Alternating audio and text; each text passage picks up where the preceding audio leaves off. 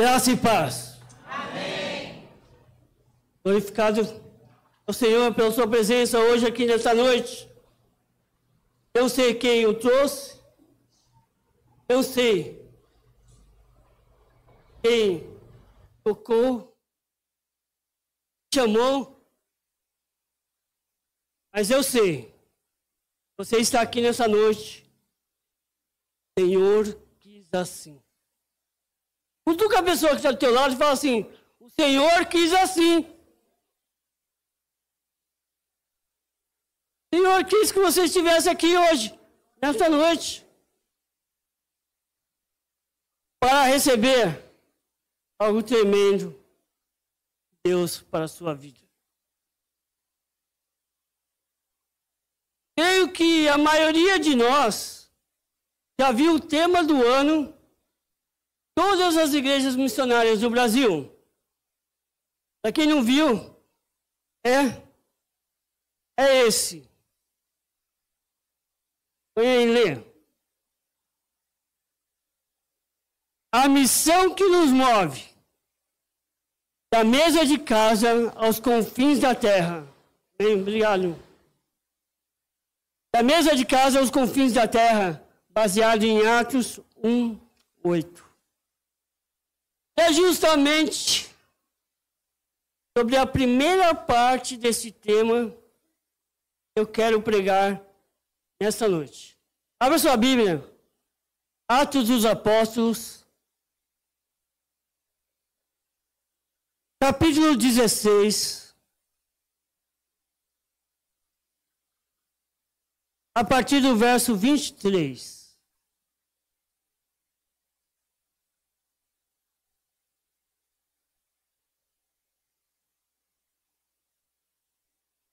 É um texto bem conhecido, mas eu quero que você acompanhe comigo. Atos 16, 23, vamos até o 34.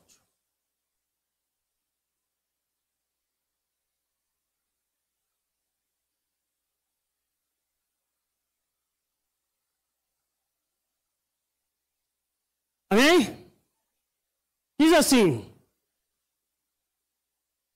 depois de serem severamente açoitados, foram lançados na prisão.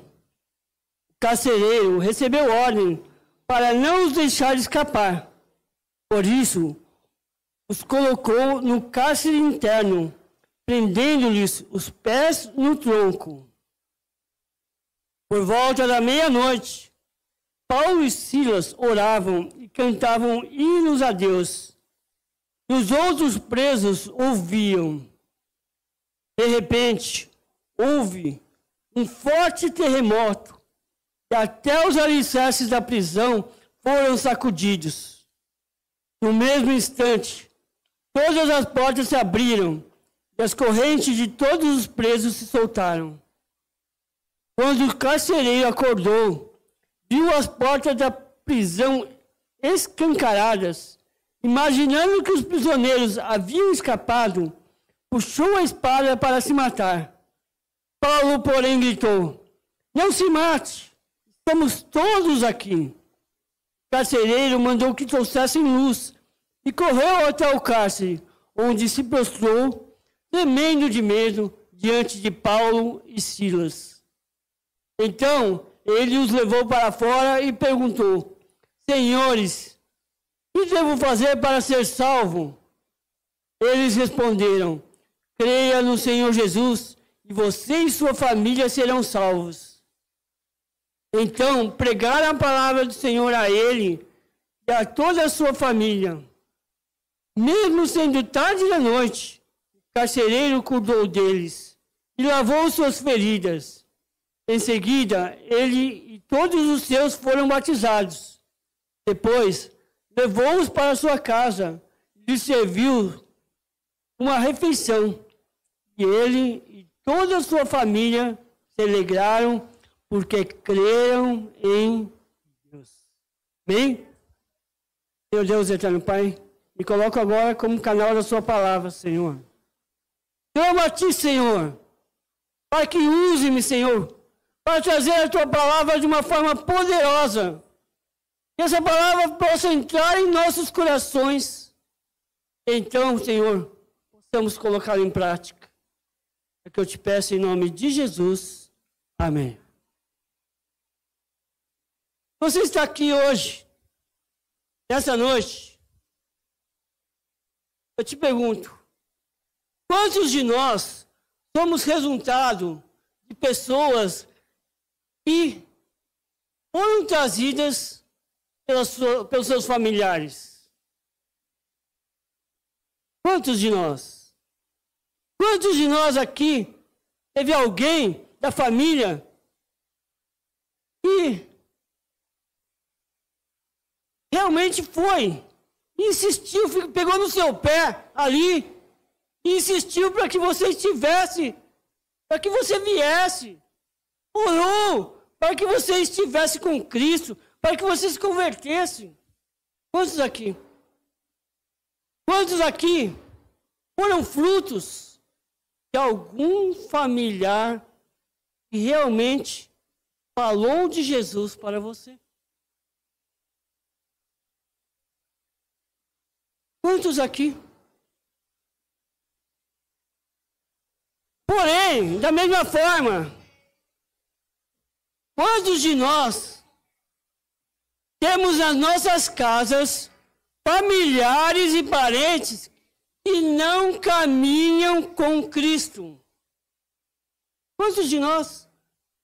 Quantos de nós temos nas nossas casas que não são 100% cristãos?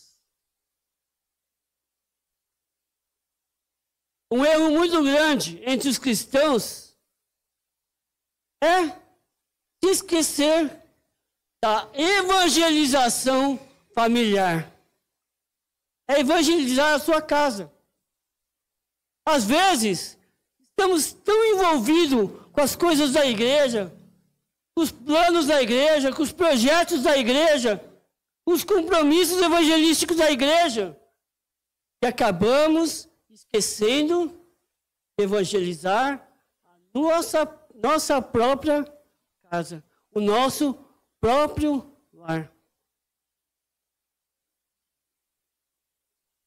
Dentre os membros da igreja, muitos deles possuem seus cônjuges, seus filhos, seus pais e outros parentes mais e não são crentes, não são cristãos.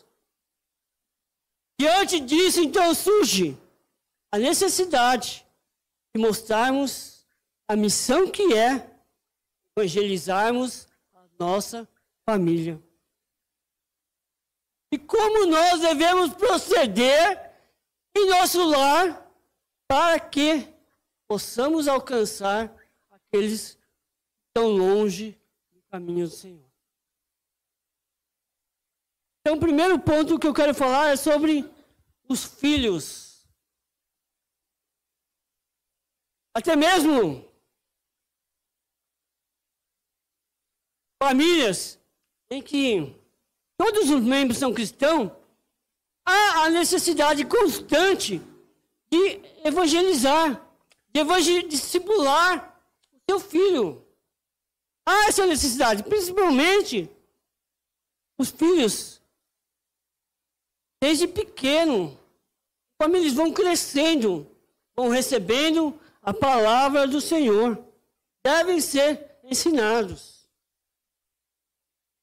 E é isso mesmo. É difícil achar mais. Filho de crente também precisa ser evangelizado. Isso começa desde criança. Há cerca de 15 anos atrás, foi feita uma pesquisa na antiga FEBEM, hoje chama Educação Casa, muito bem. Foi feita uma pesquisa e 80% dos menores ali eram filhos de cristãos. 80%. Filhos de cristão. Conheceram a palavra quando eram crianças. Cresceram e se afastaram Charles Spurgeon uma vez declarou uma coisa bem, assim, bem impactante para nós. Ele estava convencido que, olha o que ele disse, entre os nossos convertidos, aqueles nascidos e criados na igreja, estão entre os melhores que temos. Creio que têm sido mais numerosos do que qualquer outra categoria de convertidos, e também mais constantes e mais sólidos a longo prazo. Quando Charles Spurgeon escreveu isso, ele não queria, ele não estava ali dividindo os crentes em categorias. Ele não estava ali organizando as pessoas, não. Classificando assim para dizer quem era melhor, quem era pior. Não. Ele simplesmente constatou esse resultado, que o poder da evangelização da família dá um grande resultado. Evangelizar a sua família produz frutos a longo prazo. É isso o que ele estava dizendo naquele momento. E aqueles que têm filhos, têm netos, e trazem para a igreja e continuam discipulando, ensinando, esses darão frutos perenes. É isso que Spurgeon quis dizer. Muitos pais falham nessa tarefa de evangelizar seus filhos. Isso é devido a diversos motivos. Mas talvez o principal motivo seja o quê? A falta de percepção da natureza corrompida dos nossos filhos. É não conseguir enxergar que os nossos filhos nasceram em pecado. Estão em pecado, crescem em pecado e precisam também se converter. Os pais acham que os filhos são quase perfeitos. Não precisa, já está salvo. Crescem falhando.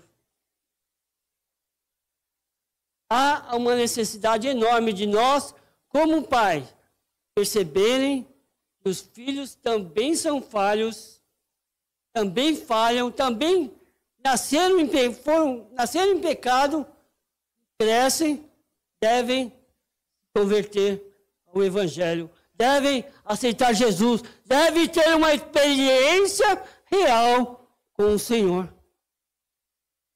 Diante disso, eu quero dar algumas atitudes que nós, como pais, podemos fazer.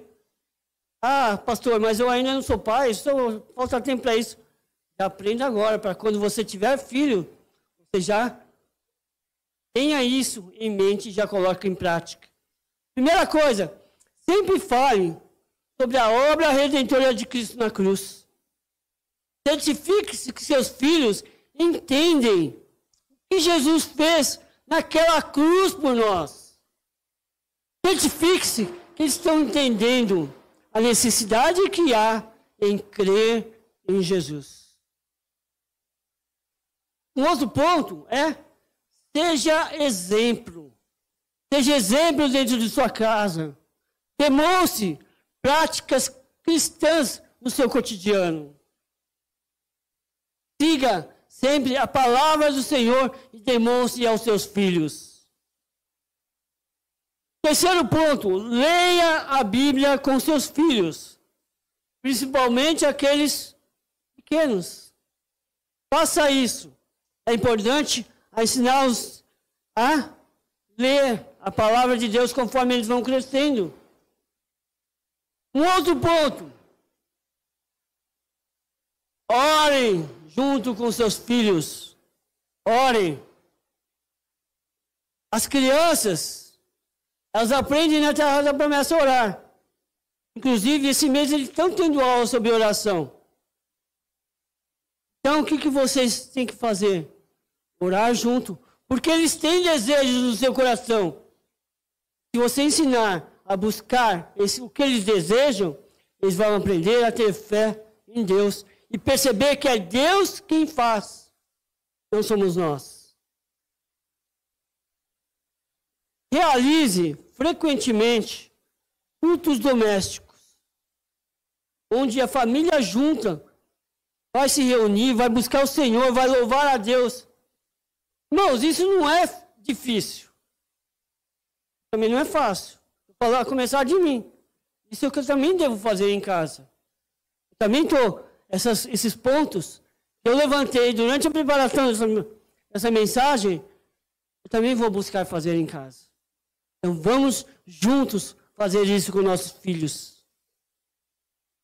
Leve os filhos à igreja, pois é importante o quê? Ensiná-los a estar envolvidos com a obra do Senhor, a estarem juntos, a fazerem atividades na igreja. Que nós devemos fazer. E além disso, seguir o conselho que está lá em Deuteronômio 6:6. Quinto livro da Bíblia, Deuteronômio 6, capítulo 6, verso 6.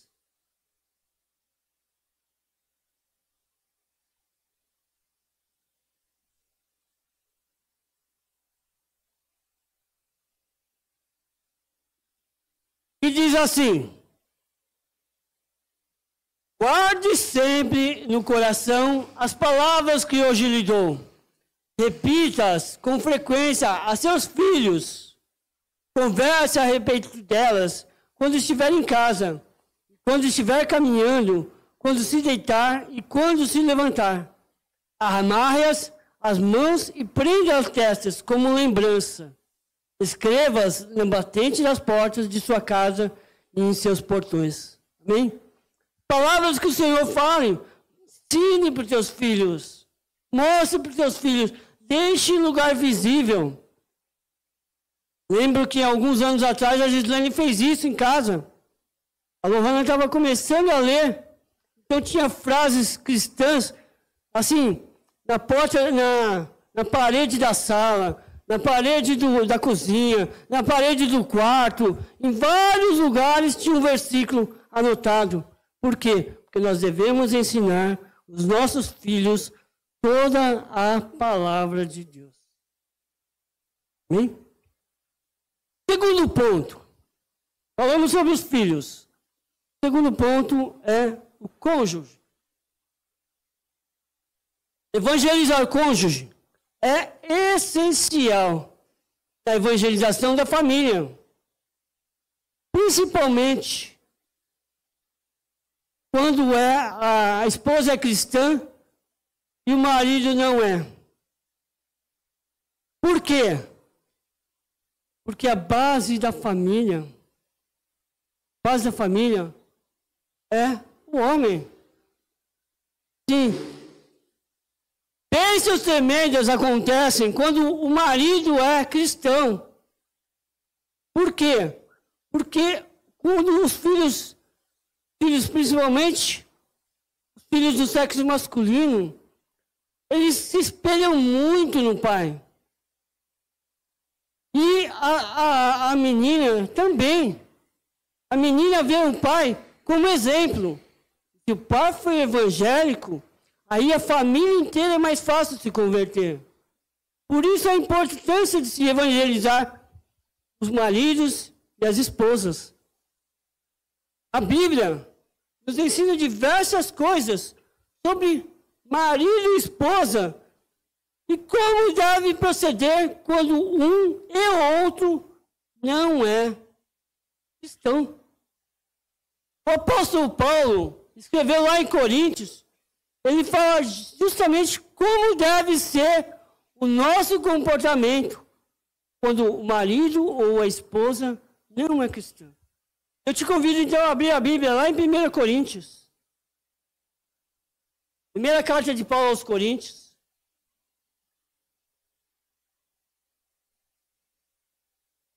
Capítulo 7, verso 12.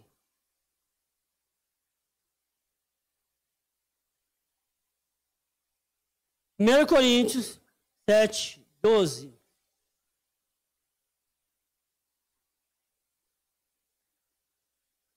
Amém? Encontrou? Diga amém. Diz assim: agora me dirijo aos demais. Embora o Senhor não tenha dado instruções específicas a respeito, se um irmão for casado com uma mulher descrente e ela estiver disposta a continuar vivendo com ele, não se separe dela. E se uma irmã for casada com um homem descrente e ele estiver disposto a continuar vivendo com ela, não se separe dele. Pois o marido descrente é santificado pela esposa, e a esposa descrente é santificada pelo marido. Do contrário, os filhos seriam impuros, mas eles são santos. Bem? Olha a importância que você faz na sua casa, quando o marido não é cristão. Porque até os seus filhos são abençoados por você, pela sua presença com Cristo.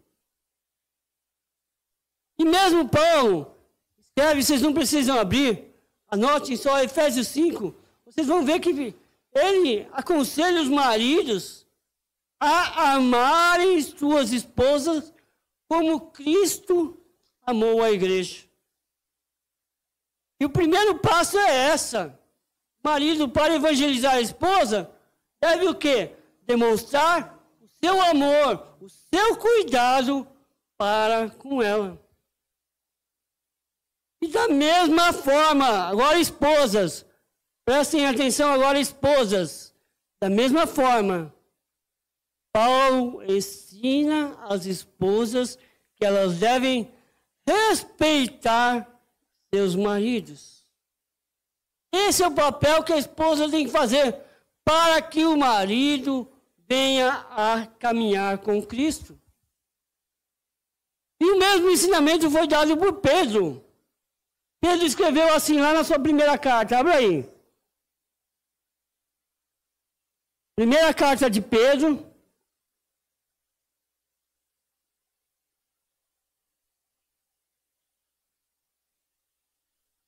Capítulo 3, verso 1 a 7. É importante termos essa atitude para que Cristo seja visto através da sua vida. Primeira carta de Pedro, capítulo 3, verso 1 a 7. Diz assim: da mesma forma, vocês, esposa, sujeite-se à autoridade de seu marido, assim mesmo que ele se recuse a obedecer a palavra, será conquistado por sua conduta, sem palavra alguma, mas por observar seu modo de viver puro e reverente. Não se preocupem com a beleza exterior, obtida com penteados extravagantes, joias caras e roupas bonitas.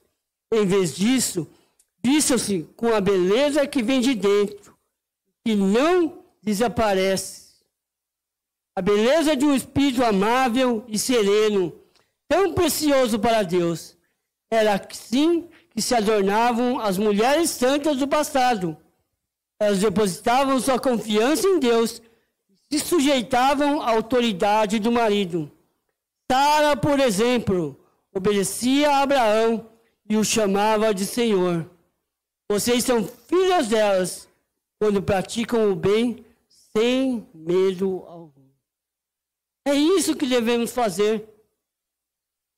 Sem palavras, sem usar palavras, seremos usados e usadas, somente as mulheres aqui, esse texto veio específico para as mulheres, mas os homens também podem tomar posse. Por quê? Devemos ser todos usados pelo Senhor, sem mesmo falar uma palavra sequer, somente pelo seu modo de agir. somente pelo seu jeito de ser com o Senhor, você fará a diferença. Eu creio nisso.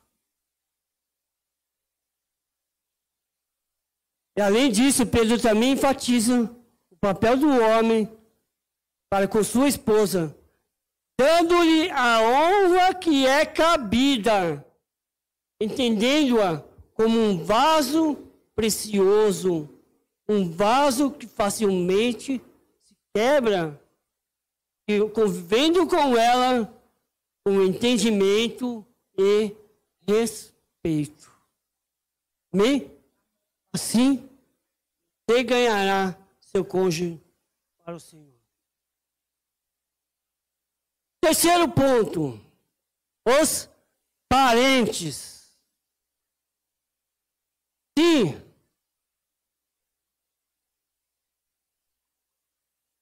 nossos parentes também devem ser evangelizados. Aqui podemos às vezes incluir os pais, quando os filhos já são convertidos e os pais não são. Para quem não sabe, eu na minha casa me converti primeiro.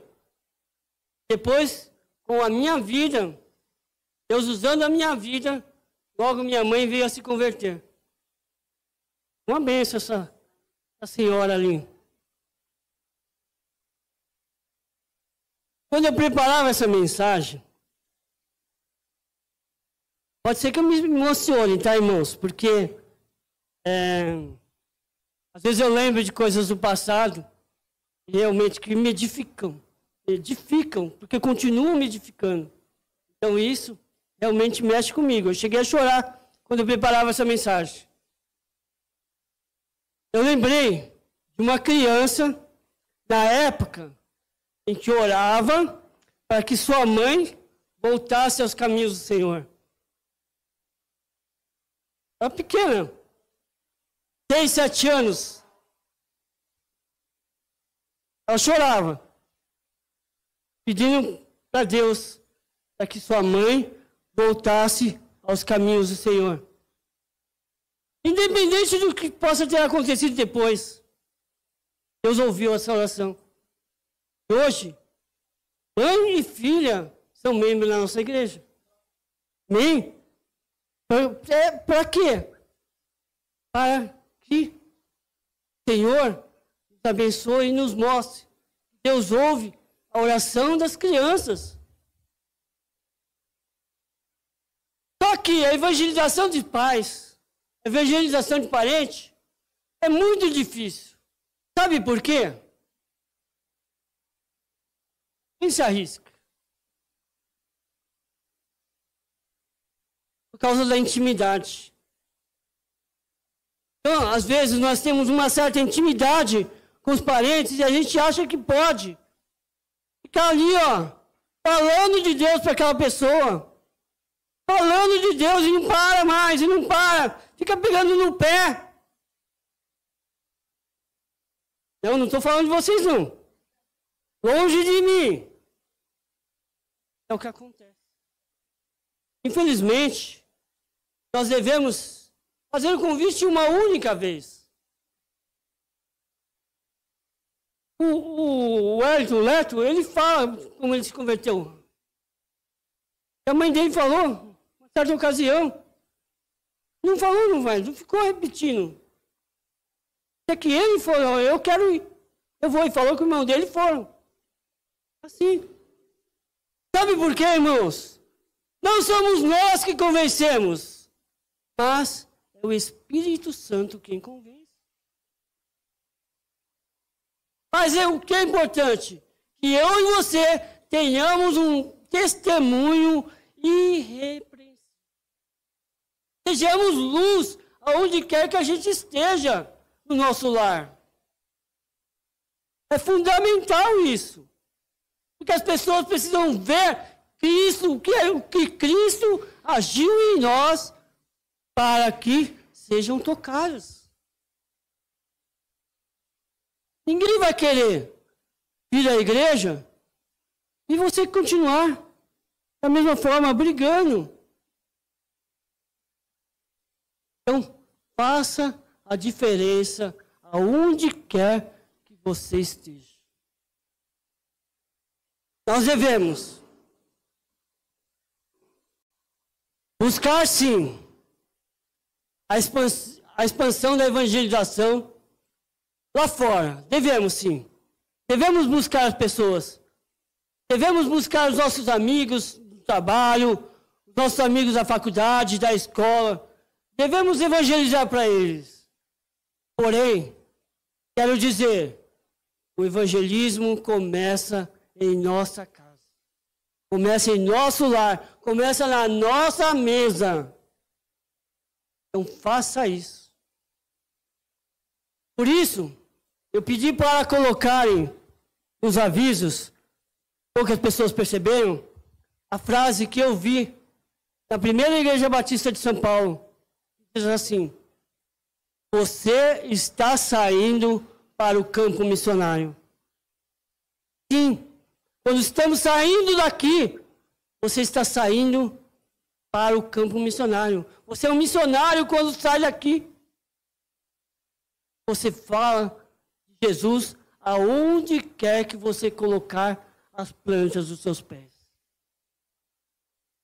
E apesar das dificuldades, apesar das barreiras, devemos sempre lembrar maravilhosa promessa registrada nesse texto que nós lemos. Creia no Senhor Jesus Cristo e você e a sua família serão bem.